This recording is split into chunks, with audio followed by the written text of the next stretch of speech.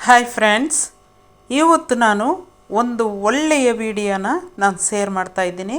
ಅದೇನಂತಂದರೆ, ಯಾರಿಗನ್ನ ಮಾಟ ಮಾಡಿದರೆ ಅದನ್ನು ಯಾವ ರೀತಿ ನಾವು ತೊಲಗಿಸ್ಕೋಬೇಕು ಅನ್ನೋದನ್ನು ನಾನು ಇವತ್ತಿನ ವಿಡಿಯೋದಲ್ಲಿ ನಿಮಗೆಲ್ಲರಿಗೂ ಶೇರ್ ಮಾಡ್ತಾ ಇದ್ದೀನಿ. ಇದು ನಮ್ಮ ದೊಡ್ಡಪ್ಪ ಮಾಡ್ತಾ ಇದ್ದಂತಹ ವೈದ್ಯಶಾಸ್ತ್ರ. ಆಗಿನ ಕಾಲದಲ್ಲಿ ನಮ್ಮ ದೊಡ್ಡಪ್ಪ ಅವರು ಕೋವಿಯವರ ಹತ್ರ ಕಲಿತುಕೊಂಡು ಅವರು ತುಂಬಾ ದೊಡ್ಡ ವೈದ್ಯರಾಗಿದ್ದರು ನಮ್ಮ ಊರಲ್ಲಿ. ಅಂಥವರ ವೈದ್ಯಶಾಸ್ತ್ರವನ್ನು ನಾನು ಇವತ್ತು ಶೇರ್ ಮಾಡ್ತಾ ಇದ್ದೀನಿ.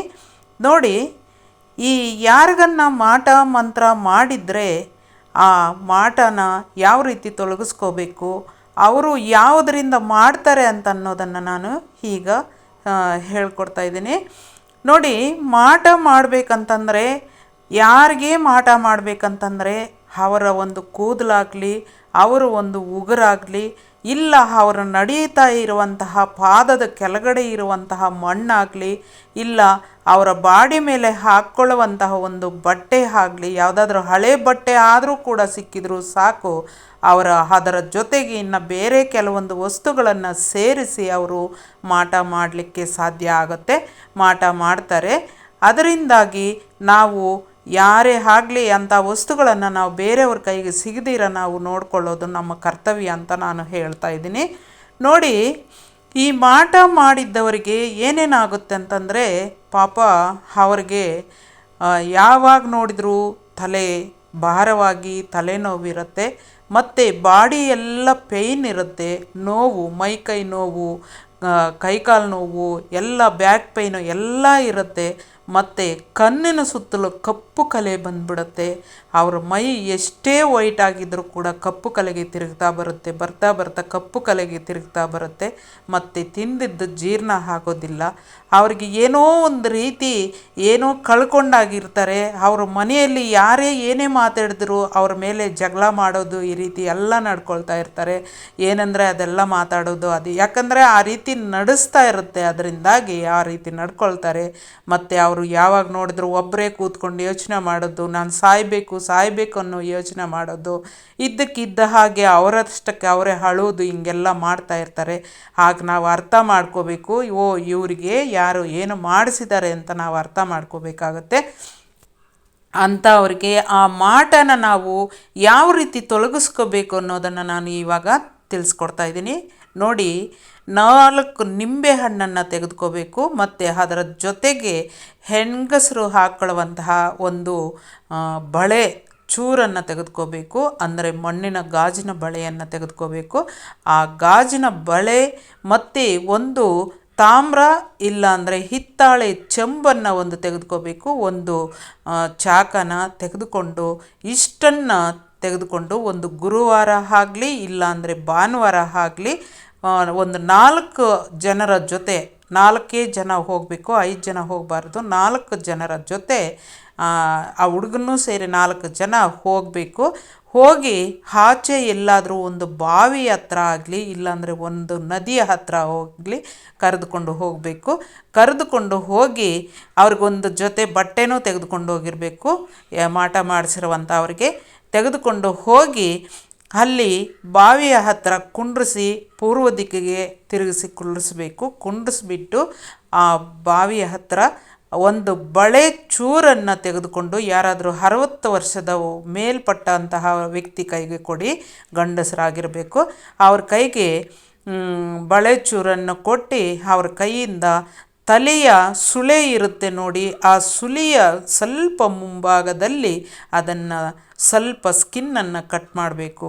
ಯಾಕಂತಂದರೆ ರಕ್ತ ಬರೋ ಹಾಗೆ ತುಂಬಾ ಕಟ್ ಮಾಡಬಾರ್ದು. ಸುಮ್ಮನೆ ರಕ್ತ ಒಂದು ಸ್ವಲ್ಪ ಕಾಣಿಸಿದರೆ ಸಾಕು, ಅಷ್ಟಕ್ಕೆ ಮಾತ್ರ ಕಟ್ ಮಾಡಿ, ಅಷ್ಟೇ, ಜಾಸ್ತಿ ಕಟ್ ಮಾಡೋಕ್ಕೆ ಹೋಗಬೇಡಿ. ಸ್ವಲ್ಪ ಧೈರ್ಯವಂತರಾಗಿ ಇರೋರು ಕಟ್ ಮಾಡಿ, ಯಾರಂದರೆ ಅವರೆಲ್ಲ ಕಟ್ ಮಾಡೋಕ್ಕೆ ಹೋಗಬೇಡಿ. ಮತ್ತು ಜಾಸ್ತಿ ಕಟ್ ಮಾಡಿಬಿಟ್ರೆ ಕಷ್ಟ ಆಗುತ್ತೆ. ಒಂದು ಸ್ವಲ್ಪ ರಕ್ತ ಹಂಗೆ ಬಂದರೆ ಸಾಕು, ಆ ರೀತಿ ಕಟ್ ಮಾಡಬೇಕು. ಕಟ್ ಮಾಡಿದ ನಂತರ ನೀವು ನೋಡಿ, ಈ ನಿಂಬೆ ಹಣ್ಣನ್ನು ಅವ್ರ ಕೈಗೆ ಕೊಟ್ಟು ಕೈಯಲ್ಲಿ ಹಿಡ್ಕೊಂಡು, ಅವ್ರ ತಲೆ ಮೇಲೆ ಕೈಯನ್ನು ಇಟ್ಕೊಂಡು ಕೈಯಲ್ಲಿ ಹಿಡ್ಕೊಂಡು ಆ ನಿಂಬೆಹಣ್ಣನ್ನು 2 ಹೋಲ್ ಮಾಡಬೇಕು. ಅದಕ್ಕೆ ಅರಿಶಿನ ಕುಂಕುಮ ಏನೂ ಇಡಬಾರ್ದು. 2 ಹೋಲ್ ಮಾಡಿ ಅದನ್ನು ಅವರ ಮುಖದ ಮುಂಭಾಗಕ್ಕೆ ಎಸೆದು ಬಿಡಬೇಕು. ಮತ್ತು ಇನ್ನೊಂದು ನಿಂಬೆಹಣ್ಣನ್ನು ತೆಗೆದುಕೊಂಡು ಅದನ್ನು ಅದೇ ರೀತಿ ಕಟ್ ಮಾಡಿ ಅವರ ತಲೆಯ ಹಿಂಭಾಗಕ್ಕೆ ಎಸೆದು ಬಿಡಬೇಕು.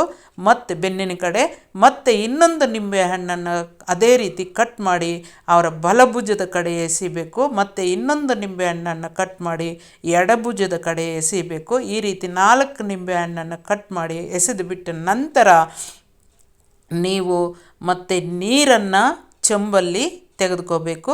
ಒಂದು ಈ ಕಟ್ ಮಾಡಿರೋರು ಅಲ್ಲೇ ನಿಂತಿರಬೇಕು. ಇನ್ನು 3 ಜನ ಇನ್ನು ಇಬ್ಬರು ಅವರು ನೀರನ್ನು ಬಾವಿಯಿಂದ ತೆಗೆದುಕೊಂಡು ಬಂದು ಕೊಡಬೇಕು. ಒಂದು ಚೆಂಬಲ್ಲಿ ತೆಗೆದುಕೊಂಡು ಬಂದು ಒಂದೊಂದು ಚೆಂಬು ನೀರನ್ನು ಕೂಡ ಅವರ ತಲೆಯ ಮೇಲೆ ಸುರಿಬೇಕು. ಸುರಿಯುವಾಗ ಯಾರು ತಲೆಯ ಮೇಲೆ ಸುರಿತಾರೋ ಅವರು ಓಂ ಹ್ರೀಂ ಅಂತ ಹೇಳಿ ಆ ನೀರನ್ನು ಸುರಿಬೇಕು.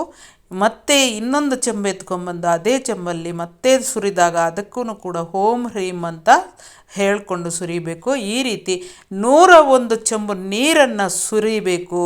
101 ಚೆಂಬು ನೀರನ್ನು ಅವರ ತಲೆ ಮೇಲೆ ಸುರಿದಾದ ಮೇಲೆ ಪೂರ್ತಿ ಅವರು ನೆಂದೋಗ್ತಾರೆ.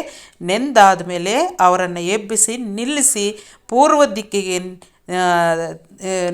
ನಿಂತುಕೊಂಡು ಅವರು ಹೇಳಬೇಕು ಓಂ ಹ್ರೀಂ ಅಂತ. ಈ 2 ಬೀಜಾಕ್ಷರಗಳನ್ನು 9 ಸಲ ಅವರ ಕೈಯಲ್ಲಿ ಹೇಳಿಸಿ ಅವರು ಕೈ ಮುಗಿದುಕೊಂಡು ದೇವರಿಗೆ, ಸ್ವಾಮಿ, ನನಗೆ ಈ ರೀತಿ ಯಾರು ಮಾಟ ಮಂತ್ರ ಮಾಡಿಸಿದರೆ ಆ ಮಾಟ ಮಂತ್ರ ಮಾಡಿಸಿರೋದು ಅವರಿಗೆ ಹೋಗಿಬಿಡಲಿ, ನನ್ನನ್ನು ಬಿಟ್ಟು ಅವರಿಗೆ ಹೋಗಿಬಿಡಲಿ, ನನ್ನ ತೊಳಗಿಬಿಡಲಿ ನನ್ನಿಂದ. ಈ ಮಾಟ ಮಂತ್ರ ಯಾರು ಮಾಡಿಸಿದ್ರೆ ಅವ್ರಿಗೆ ಹೋಗಿಬಿಡಲಿ. ಇನ್ನು ಯಾರೇ ಮಾಟ ಮಂತ್ರ ಮಾಡಿಸಿದ್ರು ನನ್ನ ಹತ್ರ ಬರಬಾರ್ದು, ಅದು ನನಗೆ ಸೋಕಲೇಬಾರ್ದು ಅಂತ ಹೇಳಿ ಕೈ ಮುಗಿದುಕೊಂಡು ನನ್ನ ಜೀವನದಲ್ಲಿ ಇನ್ನು ಸುಖ, ಶಾಂತಿ, ನೆಮ್ಮದಿ ಎಲ್ಲವೂ ಸಿಗಲಿ, ಸಂತೋಷವಾಗಿರಬೇಕು ನನ್ನ ಜೀವನದಲ್ಲಿ ಅಂತ ಹೇಳಿ ಕೈ ಮುಗಿದುಕೊಂಡು ಮತ್ತೆ ಅವ್ರಿಗೆ ಹೊಸ ಬಟ್ಟೆ ಸ್ವಲ್ಪ ದೂರದಲ್ಲಿ ಹೋಗಿ ಸ್ವಲ್ಪ ಮುಂದಕ್ಕೆ ಹೋಗಿಬಿಟ್ಟು ಹೊಸ ಬಟ್ಟೆ ಧರಿಸ್ಕೊಳ್ಳಿ. ಮತ್ತು ಅವರು ಒಗೆದಿರುವಂಥ ಬಟ್ಟೆ ಧರಿಸ್ಕೊಂಡು ಎಲ್ಲರೂ ಹಿಂದಕ್ಕೆ ತಿರುಗಿ ನೋಡಿದಿರ ಮತ್ತೆ ಮನೆಗೆ ಬಂದುಬಿಡಬೇಕು. ಮನೆಗೆ ಬಂದು ಅವರಿಗೆ ಯಾರಿಗೆ ಮಾಟ ಮಾಡಿಸಿರ್ತಾರಲ್ವ ಅವ್ರಿಗೆ ಮತ್ತೆ ಬಿಸಿನೀರಲ್ಲಿ ಉರಿ ಬೆಚ್ಚಗೆ ನೀರಲ್ಲಿ ಸ್ನಾನ ಮಾಡಿಸ್ಬಿಡಿ. ಸ್ನಾನ ಮಾಡಿಸಿದ್ದಾದ ನಂತರ ಅಲ್ಲಿ ಕಟ್ ಮಾಡಿರುವಂತಹ ಆ ಜಾಗಕ್ಕೆ ನೀವು ಅರಿಶಿಣದ ಕೊಂಬನ್ನು ಚೆನ್ನಾಗಿ ನುಣ್ಣಗೆ ಪುಡಿ ಮಾಡಿ ಆ ಪುಡಿಯನ್ನು ಹಾಕ್ತಾ ಬನ್ನಿ. ಆ ಗಾಯ ಅನ್ನೋದು ವಾಸಿ ಆಗಿಬಿಡುತ್ತೆ. ನೀವು ಕಟ್ ಮಾಡಿರುವಂತಹ ಗಾಯ ವಾಸಿ ಆಗಿಬಿಡುತ್ತೆ. ನೋಡಿ, ಈ ರೀತಿ ಯಾರಿಗೆ ಮಾಟ ಮಂತ್ರ ಮಾಡಿಸಿದರೆ ಈ ರೀತಿ ಮಾಡಿಕೊಂಡ್ರೆ ಆ ಮಾಟ ಅನ್ನೋದು ತೊಳಗಿಬಿಟ್ಟು ಅದು ಅವ್ರಿಗೆ ಹೋಗಿ ಸೇರುತ್ತೆ. ಅವರಿಗೆ ಇನ್ನು ಡಬಲ್ ಕೆಲಸ ಆಗುತ್ತೆ. ಈ ರೀತಿ ಮಾಡ್ಕೊಳ್ತೀರಾ ಅಂತ ನಾನು ಅಂದ್ಕೊಳ್ತೀನಿ. ಇದನ್ನು ಮಾಡ್ಕೊಳ್ಳಿ. ಯಾರಿಗೆ ಮಾಟ ಮಾಡಿದರೂ ಕೂಡ ಅವರು ತುಂಬಾ ಹುಷಾರಾಗಿ ಮತ್ತು ನೆಮ್ಮದಿಯಾಗಿ ಜೀವನ ನಡೆಸ್ತಾರೆ. ಯಾವುದೇ ತೊಂದರೆ ಆಗೋದಿಲ್ಲ. ಪ್ಲೀಸ್ ಇಂಥ ನಮ್ಮ ವೀಡಿಯೋಸನ್ನು ನಾನು ಶೇರ್ ಮಾಡ್ತಾ ಇರ್ತೀನಿ. ಇಷ್ಟು ದಿನ ನಾನು ಇಂಥ ವೀಡಿಯೋಸನ್ನು ಶೇರ್ ಮಾಡೋದು ಬೇಡ ಅಂತ ಅಂದ್ಕೊಂಡಿದ್ದೆ. ಈಗ ಶೇರ್ ಮಾಡಲಿಕ್ಕೆ ನಾನು ಪ್ರಯತ್ನ ಪಡ್ತಾ ಇದ್ದೀನಿ. ಎಲ್ಲ ನಮ್ಮ ದೊಡ್ಡಪ್ಪ ಅವರು ಮಾಡಿರುವಂತಹ ವೀಡಿಯೋಸನ್ನು ನಾನು ಶೇರ್ ಮಾಡ್ತಾ ಇರ್ತೇನೆ. ಎಲ್ಲರೂ ಕೂಡ ಇವನ್ನು ಉಪಯೋಗ ಪಡಿಸ್ಕೊಳ್ಳಿ ಅಂತ ಅಂದ್ಬಿಟ್ಟು ನಾನು ಶೇರ್ ಮಾಡಲಿಕ್ಕೆ ಪ್ರಯತ್ನ ಪಡ್ತಾ ಇದ್ದೀನಿ. ಮತ್ತಷ್ಟು ವೀಡಿಯೋಗಳನ್ನು ನಾನು ಶೇರ್ ಮಾಡ್ತೀನಿ. ಪ್ಲೀಸ್ ನಿಮಗೆ ಯಾವ ರೀತಿ ವೀಡಿಯೋಸ್ ಬೇಕಂತಂದರೆ ಕಮೆಂಟ್ ಮೂಲಕ ತಿಳಿಸಿದರೆ ನಾನು ಅದನ್ನು ಶೇರ್ ಮಾಡಲಿಕ್ಕೆ ಪ್ರಯತ್ನ ಪಡ್ತೀನಿ ಫ್ರೆಂಡ್ಸ್. ತುಂಬಾ ಧನ್ಯವಾದಗಳು. ಪ್ರತಿಯೊಬ್ಬರು ಯಾರಿಗೇ ಆಗಿರಲಿ ಈ ಮಾಟ ಅನ್ನೋದು ಮಾಡಿದರೂ ಕೂಡ ನೀವು ಮಾಡಿಕೊಂಡು ತೊಳಸ್ಕೊಳ್ಳಿ. ಯಾವುದೇ ರೀತಿ ತೊಂದರೆ ಆಗೋದಿಲ್ಲ. ಅದು ಅವರಿಗೆ ಖಂಡಿತವಾಗಿ 100ಕ್ಕೆ 100% ಮಾಡಿಸಿರುವಂಥವ್ರಿಗೆ ಹೋಗಿ ತಲುಪುತ್ತೆ. ಅವರೇ ಅನುಭವಿಸ್ತಾರೆ. ನಿಮ್ಮ ಕಣ್ಣು ಮುಂದೆನೇ ಅನುಭವಿಸ್ತಾರೆ. ನಿಮಗೆ ಗೊತ್ತಿರುತ್ತೆ ಯಾರು ಮಾಡಿಸಿರ್ಬೋದು ಅಂತ. ನಿಮ್ಮ ಕಣ್ಣು ಮುಂದೆನೇ ಅವರು ಅನುಭವಿಸ್ತಾರೆ. ಅದನ್ನು ನೀವು ನೋಡ್ತೀರಾ ಅಂತ ನಾನು ಅಂದ್ಕೊಳ್ತೀನಿ. ನಿಮಗೆ ಯಾವುದೇ ವಿಷಯದ ಬಗ್ಗೆ ನನಗೆ ಕೇಳಿದರೆ ಕಮೆಂಟ್ ಮೂಲಕ ತಿಳಿಸಿದರೆ ನಾನು ಅದನ್ನು ಖಂಡಿತವಾಗಿ ನಿಮಗೆ ಶೇರ್ ಮಾಡ್ತೀನಿ ಫ್ರೆಂಡ್ಸ್. ಪ್ಲೀಸ್ ಇದರ ಜೊತೆಗೆ ನಾನು ಯಾಕಂತಂದರೆ ವೀಡಿಯೋಸ್ ಮಾಡೋಕ್ಕೆ ನನಗೆ ಟೈಮ್ ಸಿಗದೇ ಇರುವಂತಹ ಸಮಯದಲ್ಲಿ ಇಂಥ ವೀಡಿಯೋಸ್ ಮಾಡಲಿಕ್ಕೆ ನಾನು ಅಡುಗೆಗಳನ್ನು ಒಂದೊಂದು ಬಿಡ್ತಾ ಇರ್ತೀನಿ ಮಧ್ಯದಲ್ಲಿ. ಅವುಗಳನ್ನು ಕೂಡ ನೋಡಿ ಪ್ಲೀಸ್ ನನಗೆ ತುಂಬಾ ಸಂತೋಷ ಕೊಡ್ತೀರಾ, ಸಂತೋಷ ಪಡಿಸ್ತೀರಾ ಅಂತ ನಾನು ಅಂದ್ಕೊಳ್ತೀನಿ.